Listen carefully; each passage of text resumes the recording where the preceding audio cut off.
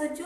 Jumpa lagi dengan Ustazah Hambia di pembelajaran IPA semester 2. Untuk materi yang pertama adalah tentang organisasi kehidupan makhluk hidup. Apa saja yang akan kita pelajari? Mulai dari sel, jaringan, organ, sistem organ, dan organisme. Masih ingatkah anak-anak dengan makhluk hidup bersel satu seperti bakteri, amoeba, dan eukarya? Makhluk hidup memiliki organisasi tersendiri, mulai dari unit terkecil yaitu sel, di mana sel merupakan bagian terkecil dari makhluk hidup. Bagian terluar adalah sel membran atau membran plasma, dan di dalamnya terdapat cairan sel yang bernama sitoplasma. Di dalam sitoplasma inilah terdapat organela-organela atau organ-organ kecil di dalam sel. Pada sel eukariotik terdapat membran inti. Masih ingatkah anak-anak bahwa sel eukariotik dimiliki oleh 4 kingdom selain kingdom Monera? Pada sel prokariotik, di sana tidak terdapat membran inti sel, sehingga DNA-nya atau materi genetiknya tersebar di dalam sel. Ingat ya nak ya, bahwa contoh dari sel prokariotik adalah sel pada bakteri. Nah, Ustazah akan menjelaskan tentang organela-organela di dalam sel. Mulai dari nukleus atau inti sel.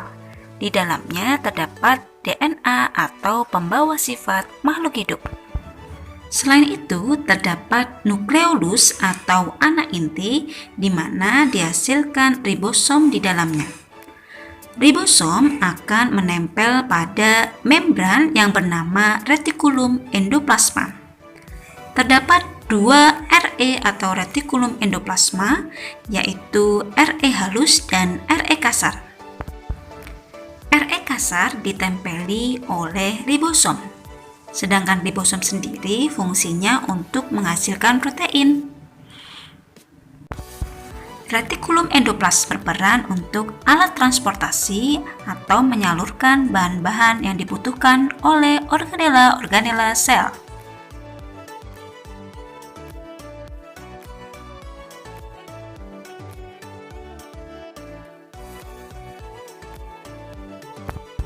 Bahan yang dihasilkan oleh RE akan dimodifikasi oleh badan Golgi.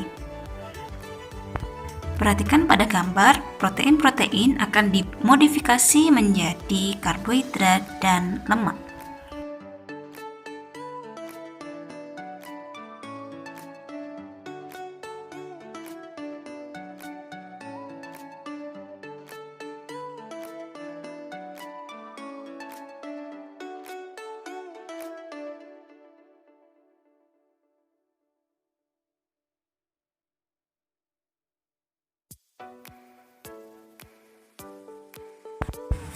Organela berikutnya adalah vakuola.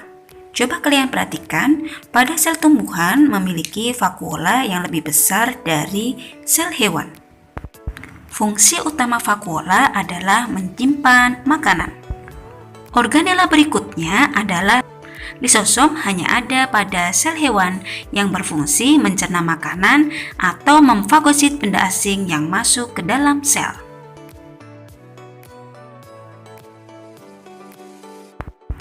Gambar berikut merupakan mitokondria yang berperan penting dalam respirasi sel atau alat nafas pada sel, di mana respirasi ini menghasilkan energi untuk kebutuhan sel. Suatu sel, maka semakin banyak jumlah mitokondria. Pada sel tumbuhan, terdapat organela yang tidak terdapat pada sel hewan, yaitu kloroplas atau plastida yang merupakan tempat fotosintesis karena di sana terdapat klorofil. Pada sel tumbuhan juga terdapat dinding sel yang berfungsi melindungi sel sehingga sel tumbuhan memiliki bentuk yang tetap dan kaku. Ustazah Diah juga akan memperlihatkan beberapa struktur sel yang unik. Di antaranya ada di saluran tenggorokan kita atau trakea, di mana di sana ada sel epitel yang bersilia atau berambut, sehingga udara juga disaring di dalam tenggorokan. Sel unik lainnya ada pada bakteri, di mana bakteri memiliki sel yang memiliki flagel atau cambuk. Selain itu, ada juga sel sperma yang sama-sama memiliki flagel untuk berpindah tempat. Sudah jelas tentang organela-organela dari penyusun sel tumbuhan maupun sel hewan. Tahukah kalian, sel hewan dan sel tumbuhan pastinya berbeda ya nak ya? Apa saja perbedaannya? Amati tabel berikut ini. Pada sel hewan, ukurannya lebih kecil dibandingkan dengan sel tumbuhan. Di dalam sel hewan, yang tidak ada di dalam sel tumbuhan adalah lisosom dan sentriol. Sedangkan yang hanya ada pada sel tumbuhan adalah dinding sel dan plastida. Yang membedakan lagi adalah ukuran vakuola, di mana vakuola pada sel tumbuhan lebih besar dibandingkan dengan sel hewan. Jaringan merupakan kumpulan sel yang memiliki bentuk dan fungsi yang sama. Jaringan pada hewan terdiri dari jaringan epitel, jaringan otot, jaringan saraf, jaringan penyokong yang terdiri atas jaringan darah, jaringan lemak, dan jaringan tulang. Jaringan epitel berada di permukaan luar organ. Fungsi utamanya adalah sebagai pelindung, namun ada pula yang berfungsi sebagai kelenjar.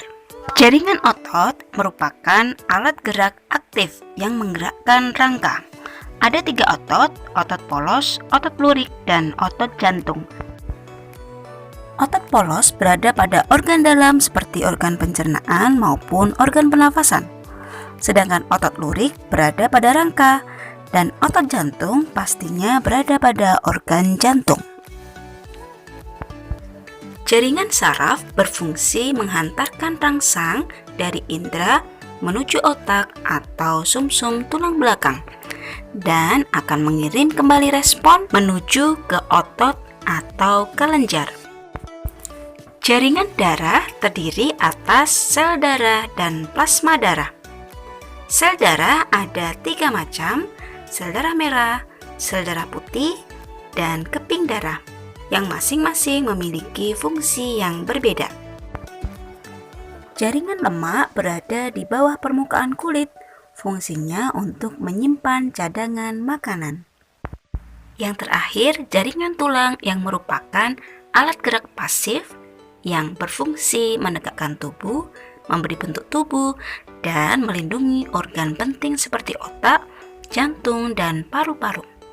Ada 2 jenis tulang, yaitu tulang keras dan tulang rawan.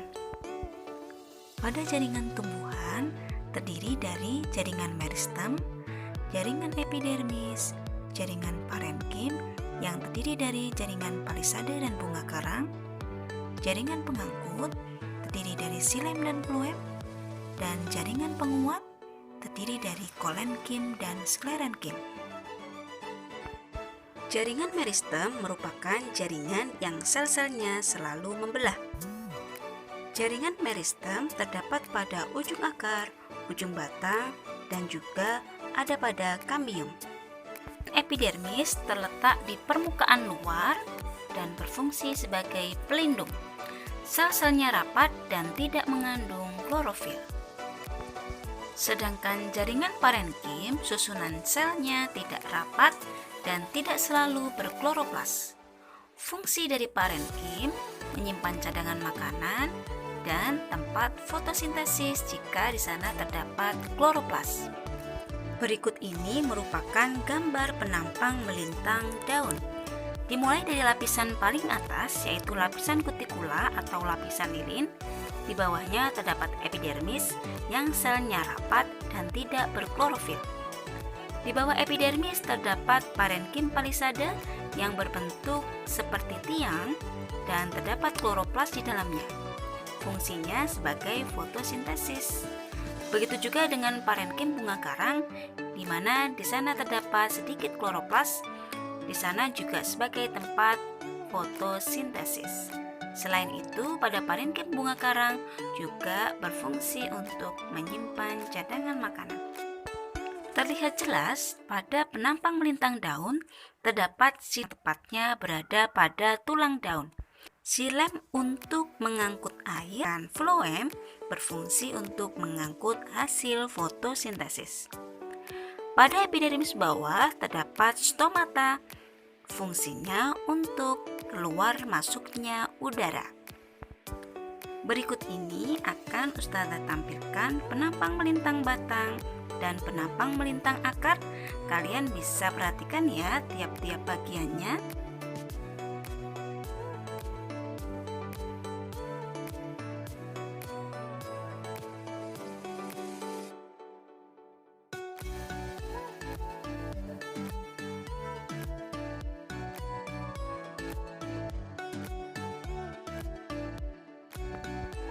Itu tadi penjelasan Ustazah tentang jaringan. Sekarang kita masuk ke organ. Apa itu organ? Organ adalah kumpulan dari beberapa jaringan untuk melaksanakan fungsi tertentu. Organ pada tumbuhan adalah akar, batang, daun, bunga, dan buah. Sedangkan pada organ hewan terdapat jantung, paru-paru, mata, dan ginjal. Sistem organ disusun atas organ-organ yang bekerja sama melakukan fungsi tertentu. Tubuh kita tersusun atas sistem-sistem organ, antara lain sistem rangka, sistem otot, sistem peredaran darah, sistem saraf, sistem endokrin, sistem limfatik, sistem pernafasan, sistem pencernaan, sistem ekskresi, dan sistem reproduksi. Ustazah akan bahas satu persatu penyusun dari sistem organ manusia. Sistem rangka manusia disusun atas kurang lebih 200 tulang.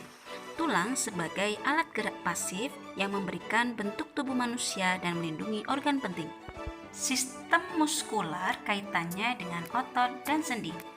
Ada 3 macam otot, yaitu otot rangka, otot polos, dan otot jantung. Sistem peredaran darah yang berperan adalah jantung, pembuluh darah, dan juga darah. Sistem peredaran darah disebut juga dengan sistem transportasi karena menyalurkan oksigen, hormon, dan juga sari-sari makanan. Sistem saraf berfungsi untuk mengantarkan rangsang ke otak maupun ke sumsum tulang belakang. Apa saja yang berperan dalam sistem saraf? Pada otak, sumsum tulang belakang, saraf kranial, dan saraf spinal. Ustazah akan menjelaskan tentang sistem regulasi, yaitu terdiri dari sistem hormon, sistem limfatik, dan juga sistem ekskresi. Sistem hormon kaitannya dengan kelenjar-kelenjar yang menghasilkan hormon. Contohnya adalah kelenjar tiroid.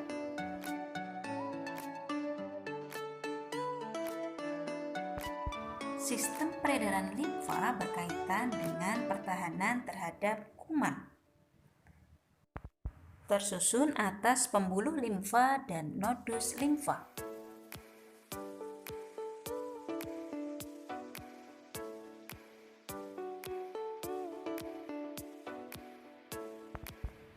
Sistem urinaria disebut juga dengan sistem ekskresi.